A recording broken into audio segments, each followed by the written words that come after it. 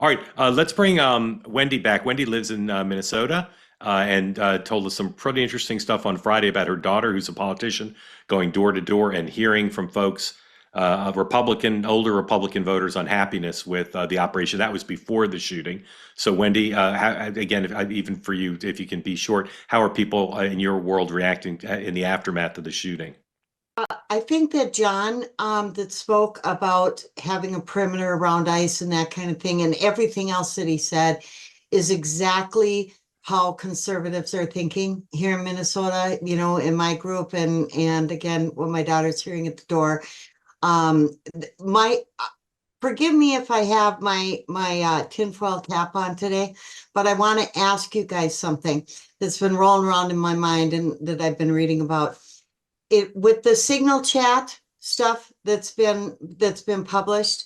It's obvious that there is a well-funded and well-organized far left that is using this issue to rile up Americans against the government. Again, maybe I have a tinfoil hat on. My concern is if ICE pulls out completely and the left wins, that this stuff will spread across the country on all kinds of issues.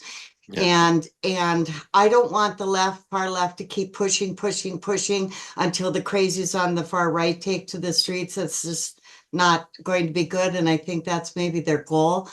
So based on the signal stuff and all of that, are any of you concerned about that this from the far left, this isn't really about immigration, it's about anti-government Yeah. anarchy, or am I nuts? Yeah. Melissa? I mean, look, as someone who couldn't be a more vocal opponent of the far left, the problem that Trump faces, the country faces right now, is you didn't need a signal chat to be completely, overtaken with what we are seeing in these images and get riled up. I don't need a single chat to tell me that what I saw was abhorrent and to feel something. And in a country where literally there could be a mass shooting at a school tomorrow and it won't make the front page, the fact that there's this national reaction to what they're seeing in some of this border patrol enforcement means it has hit a nerve. Will the far left seek to exploit it? Yes, they will.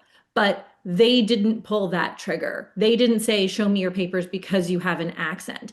And so the right, Trump, and the way that they are enforcing these laws are handing them this issue and allowing it to animate many more people, I think, than would otherwise be animated by the removal of rapists, gang members, murderers who absolutely should not be here. And as a Democrat and as someone who supported Barack Obama when he was reporter in chief, agree with. So, I think that there is, obviously the far left is going to try to seize those moments when they happen to organize, to get everyone riled up. But these moments are happening, and that's the problem, and that's what can be avoided. Eric, no surprise to me that they're using technology to communicate and organize. I think that some people are trying to paint just the fact of that as nefarious, but to the extent that there are communists and socialists involved in these groups, is that something that speaks to a bigger problem for the country? Yeah, look, I agree with Wendy's point that I do think that the Trump administration has certainly made it easy for them and given them an easy cause to gravitate towards, but they wanted to find something in order to oppose the Trump administration. They really believe the fight, whatever it is important. And these agitators, we've seen them, whether it was after October 7th on college campuses or things like this, they're finding causes and ways to pull people in to agitate and move towards more violence. The storming of the church in Minnesota after the Renee Good situation, and then to have local officials and state officials like Keith Ellison, for example, justify the protests in the church only exacerbates the situation. There are people looking for violence in the country right now, and I think both sides, frankly, have to be mindful of that. Either side could very easily far overplay its hand, and until the Border Patrol incident with Alex Preddy, the moving of people into the church was headed towards a rapid escalation on the left. Can I Neither add of you. something? Go ahead, Wendy. Mark, Yes. you were talking about other announcements that groups had made and businesses and stuff.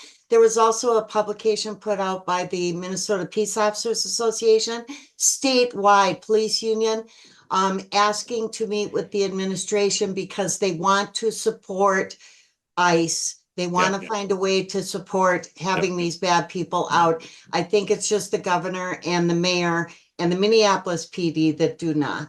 They say that something that's easy is like a walk in the park. Well, easier than a walk in the park, hit the subscribe button, be part of the two-way community, never miss an episode, be part of our conversations. Thank you for your service to America. And don't forget, you can now listen to the morning meeting and Two-Way Tonight on Apple, Spotify, or wherever you get your podcasts.